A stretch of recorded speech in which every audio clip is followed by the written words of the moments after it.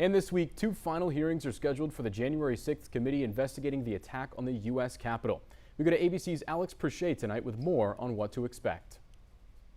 For the first time, the public is expected to hear from former President Trump's White House counsel, Pat Cipollone.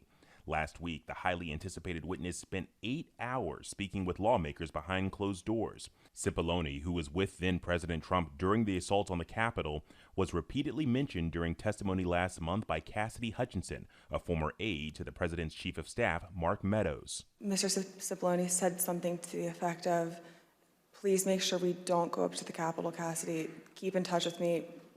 We're going to get charged with every crime imaginable if we make that movement happen." On ABC's This Week, Illinois Congressman Adam Kinzinger, who sits on that committee, says Cipollone's testimony did not contradict that of other witnesses. You'll see over the next couple hearings a little of what he said. Certainly you'll see a lot of that in the report.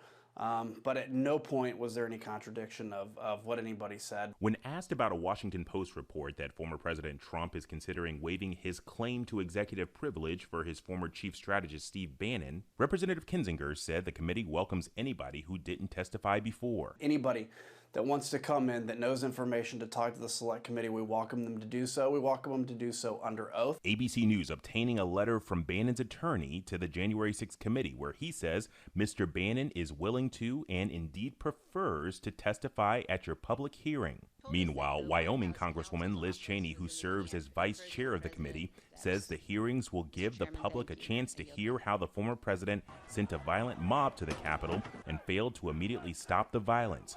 She's also promising a moment-by-moment account of the attack from several Trump White House officials. Alex Perchet, ABC News, Washington.